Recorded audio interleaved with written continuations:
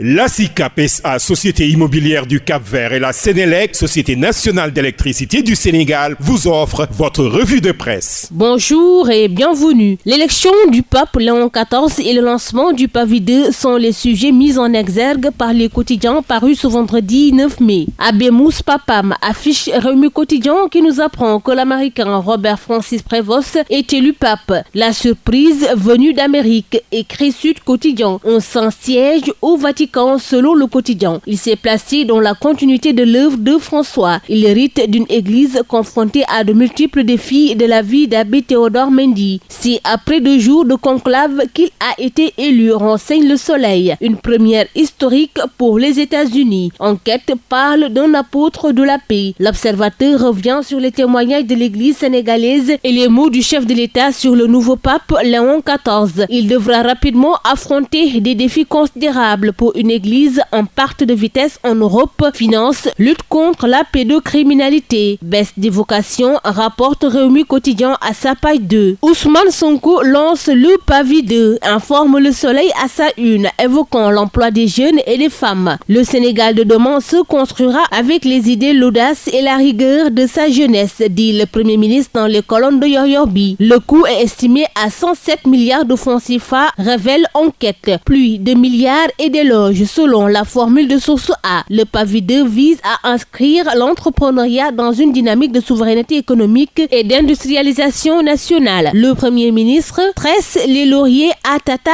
Aïda. Dans Vox Populi, il parle de clôture d'un chapitre inspirant et l'ouverture d'une nouvelle ère plus prometteuse, celle de la phase 2. Un autre sujet qui intéresse les quotidiens ce matin, il s'agit de la Haute Cour de justice. Rewmi Quotidien, L'As.actu, Source A, Walf Quotidien, L'Info, Vox Populi informe que les 5 ministres de Macky Sall sont officiellement mis en accusation. Mansour Faye, Aïssatou Sophie Gladima, Ismaïla Madior Fall, Moustapha Diop et Salimata Diop à la trappe selon la formule du quotidien du groupe Promo Consulting. Macky dans le viseur de Pastef, écrit Walf Quotidien. Source A parle d'une journée historique à l'Assemblée nationale sur fond d'ex-ministres conduits devant la Haute Cour de justice et écrit le 5 majeur livré. Sora est poursuivi pour présumée surfacturation sur l'achat du riz avec les fonds force Covid. Il lui est reproché un surplus global de plus de 2 milliards de francs CFA. Salimata Diop traqué pour 57 millions de francs CFA. 2 climatiseurs vendus au ministère livrés à son domicile. Moustapha Diop est traqué pour 2 milliards 500 millions. Sophie Gladima est suspectée d'avoir trompé dans l'érection d'un centre gravimétrique à Kédougou d'un coût d'1 milliard du fonds Covid. Ismaïla Madior Fall est soupçonné d'avoir empoché un acompte de 50 millions de francs CFA et mis la pression pour le versement du reliquat de 200 millions. Le journal informe qu'ils seront entendus par la commission d'instruction de la Cour d'appel de Dakar avant leur comparution devant la Haute Cour de justice.